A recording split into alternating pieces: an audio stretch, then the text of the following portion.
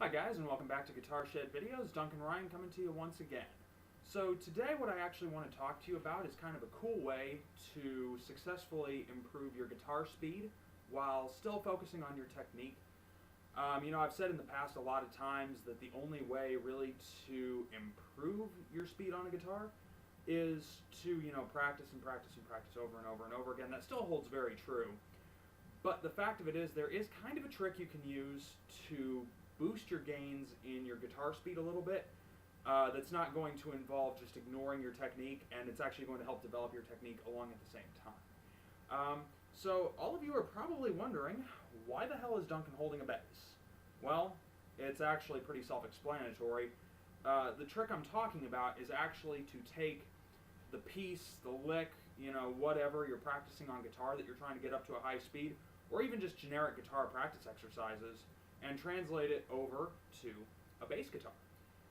This is going to sound a little bit crazy to a lot of you because you kind of think of the two as very different instruments, and because at the same time the bass traditionally, even in very hard heavy metal in most bands, unless you're Primus or something like that, happens to be played considerably slower than the guitar, certainly the lead guitar, and usually even the rhythm guitar. So why is playing something on the bass beneficial to your actual guitar learning? Well, it's actually pretty simple.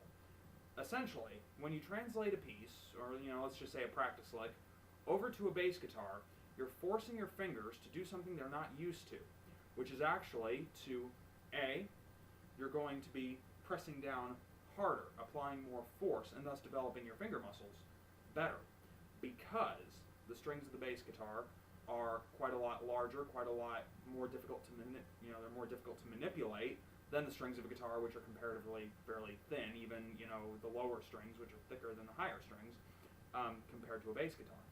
The other thing is, the bass guitar, having a much longer scale length, actually has quite a lot more spacing of physical space between the frets of the neck. So you're forcing your hand to actually stretch quite a lot more, and your fingers to play over a larger interval of space. Now, I'll kind of get to why that helps you out in a minute. But then the third thing it's forcing you to do is also with your picking hand. You're being forced to pick over larger distances and to bring that pick up faster in order to hit the next string in succession successfully within your lick. So, what does all of this equate out to? Well, very simply put, you're putting your hands through a more rigorous exercise than they would have to have with a guitar. You're forcing them to stretch on your fretting hand farther than they would have to on a guitar, and you're forcing your picking hand to actually pick a little bit faster in order to play the same thing at the same speed as you would on a guitar. So, what all this basically translates out to is that when you somewhat master this lick on the bass guitar, now granted you're probably never going to be able to play it as fast as you could on an ordinary guitar, unless you practice and practice and practice and practice and practice on your bass guitar. But the nice thing about this is you don't actually have to do that quite so much. What you actually can do is figure that lick out on your bass, practice it, and once you're at least a little bit used to it, go back to your guitar and try playing the same thing. The first thing you're going to notice is, by comparison, the strings of your guitar actually feel a ton easier to manipulate. Any vibrato technique, anything that involves legato certainly, is going to feel just like 10 times easier than it was on your bass. The next thing you're going to notice, as your fingers readjust, your fingers and your brain readjust to the interval spacings of the frets on the fretboard and the strings, at the bridge where you're picking, what's going to happen is you're going to realize that you've actually been forcing your fingers on both hands to move a lot farther than they would have to on an ordinary guitar. Now, what that's actually going to do, once you've gotten used to your fingers having to move that much faster to compensate for the distance while keeping the same speed, you're going to figure out that when you go back over to the shorter distances on the guitar, it's actually going to seem a ton easier, and it's really going to be just a windfall in terms of the ease of achieving that speed on that particular practice piece. So what I'd actually recommend doing is figure out what you want to get faster at. Like if you want to get faster at, say, legato playing. Well, figure out a legato practice on your bass guitar and just play it. Play it, 20, 30 times, whatever it takes to get you a little bit more comfortable, because the first few times you play it, chances are, being more used to a guitar, you're actually going to kind of screw it up just because of the distances of the frets. You're going to actually be hitting the metal fret bars themselves quite frequently. But once you're more comfortable with it, you're actually going to be able to start developing that speed on the bass. Now, it's going to seem kind of weird because you're actually going to be playing slower than you would on a guitar. Now, it's actually kind of contradictory because in that case, playing slower actually gets you faster. Because, again, you're forcing your fingers to do something they're not used to. And then when you go back over to the instrument that you are used to, everything seems easier. So that's actually kind of my one simple trick for developing some extra guitar speed. Now, is this going to make you Yngwie Malmsteen overnight? Hell no.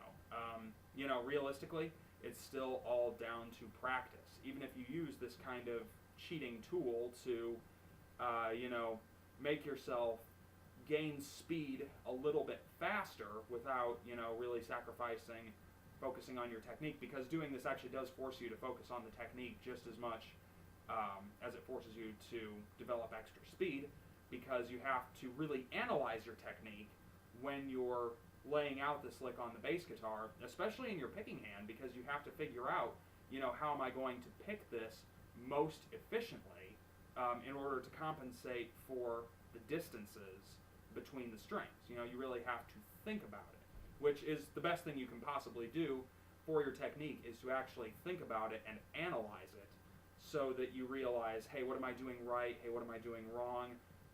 What could I do better? What could be more efficient? When it comes to lead playing, especially at very high speeds, that stuff is all very, very important, and you do have to sit down and think about it a little bit.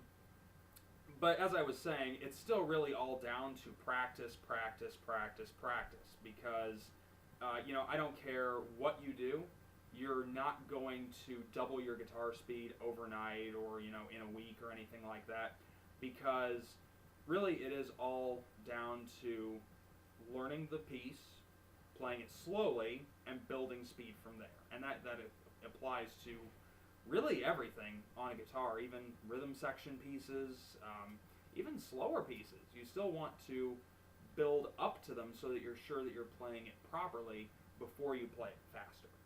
So that's kind of my tip for today. Questions, comments, videos you'd like me to do, please feel free to leave a comment down in the comment section. And what we'll do is I'll leave a link also to the Guitar Shed website that's now up, so you guys can visit that, see some of the written content that's on there. Also, I did want to mention, I don't know if any of you would be interested in this, but with the new 2014 guitars coming out, BC Rich has actually introduced a couple of new sort of intermediate beginner guitars that are based on their Mockingbird series that are really, really nice, including a Mockingbird Polarity that has a piezoelectric bridge. I'm considering doing a review of those. If that's something you guys would be interested in, comment and let me know. That way I know it's what you guys want. Or if there's any other new 2014 guitar that you would prefer to see instead, leave that down in the comments section. And, whatever I see the most interest in is what I'm probably going to attempt to score to do a review on. Alright guys, rock on, keep playing, and as always, any questions, just let me know. Thanks.